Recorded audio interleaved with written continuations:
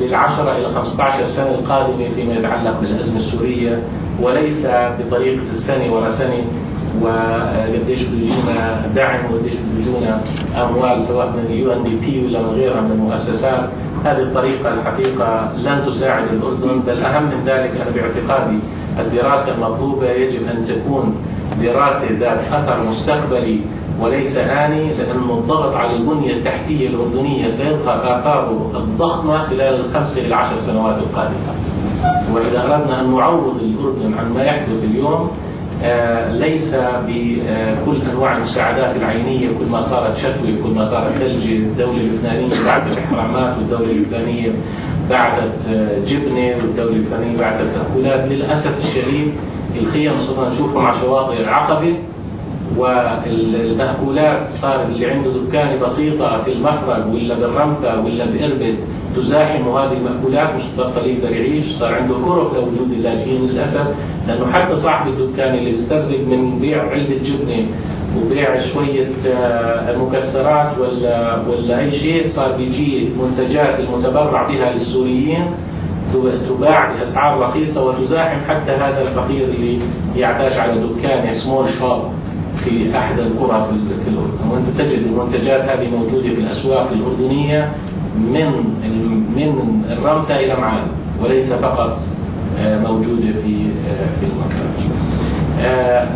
أيضا باعتقادي أنه توحيد جهود الجهات المختلفة في إطار صندوق عالمي للتعامل مع الأزمة السورية هو المطلوب، لأنه الواضح هناك تشتت في الجهود. كل جهة تريد أن تعد دراسة، على الأقل بصفتي أول دراسة قمت بإعداد أول دراسة مع المجلس الاقتصادي الاجتماعي، صرت شخصيا مجتمع مع على الأقل 10 جهات تعمل دراسات على الأردن، وأصبحت السفارات أيضا وبتجيب ناس من خارج الأردن حتى يعملوا هذه الدراسات، بما فيها سفارة الولايات المتحدة الأمريكية وبجوز السفارة البريطانية. يعني أنا شخصيا على الأقل خلال ال4-5 شهور الماضية صرت جالس مع 15 واحد بيعملوا دراسات على موضوع الأزمة. UNDP لوحدها الحقيقة صارت طارحة يمكن 5-6 عطاءات على موضوع الأزمة، ولكن أنا شخصيا أجد أنه بالآخر ما فيش أي شيء عم بشوفه على أرض الواقع يتحدث عن المطلوب المستقبلي لإنقاذ الاقتصاد الأردني من آثار الأزمة القائمة. في النهاية أنا أتحدث عن بعد اجتماعي مهم. السوريين هم أهلنا وإخواننا، على الأقل أنا شخصيا أنا نصف سوري، بفخر أن والدتي سورية والسوريين أهلي وإخواني.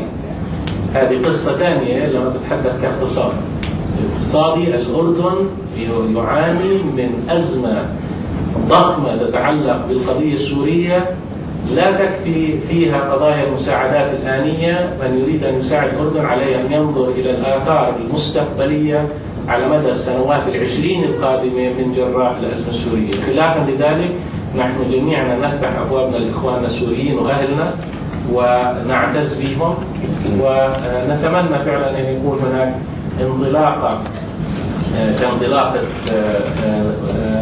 طلال أبو غزالة ومجموعته لتحديد الأثر الحقيقي.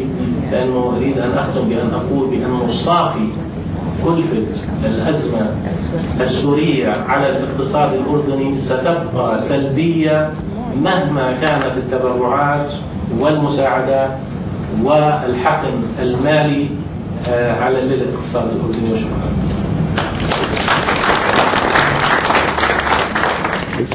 شكرا جزيلا. I just discovered that we have one thing in common, because my mother too is a Syrian. So we're in addition to our intellectual collaboration, Dr. Talal Abu-Ghazaleh is a leading member of our Economic Development Forum. He's been from the start a major moving force in the process of developing studies. We are now, I just want to mention this maybe for some of us who are here, we started the Economic Development Policy Development Forum to try to propose governmental policies and to analyze government policies of Jordan criticize them for positive purposes, and to try to propose proper economic policies. We have moved, as of last week, to becoming an observatory. So this observatory, in the absence of an economic observatory in Jordan, will develop benchmarks to compare the performance in the various sectors of the economy and socio-economic sectors in order, and educational, etc., all human-related aspects, to compare them to the benchmarks or indicators in the rest of the world and in the region, so that we know and the government knows where we stand on each of these indicators. I wanted to mention this because Dr. Wazani is a major contributor to the process of this forum. The forum is hosting you here today, and we are honored that you're here. Thank you very much for your very, very informative presentation. Now we would like to come to the Talal Abu-Ghazaleh Consulting terms of reference of what we are trying to do. And it's very much in line with the sense of direction provided by His Excellency Dr. Dardari. Dr. Dardari formulated a four-stage track, which is what we are working along in this study. It is not just providing the figures and facts, but also trying to provide a long-term vision for the solution based on, and I very much like the underlining His Excellency made on, based on the only acceptable solution, which is the return of the Syrian refugees to Syria. So the Syrian displaced, actually, more than the refugees, because we're talking about registered refugees and non-registered refugees. So we're talking about, that's why we started talking about the Syrian displaced return to their homeland. And this is very much in line with what Dr. Wadazani said. Mrs. Iman Abu Ata is an expert on international affairs and is a civil society leader. She's active in many of the civil service activities, and she is leading this study for Talal Abu-Ghazaleh Consulting. The floor is yours. Thank you, Your Excellency. Following both Dr. Talal, His Excellency Dr. Talal, and His Excellency Dr. Dardari and Dr. Usama, I think you have a kind of an introduction to where the study is taking us. And I know you have in your packs terms of reference, which I'll take you through.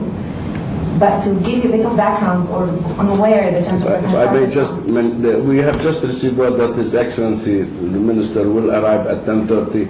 So we hope to have your presentation within that time frame. Yeah, I'll do that.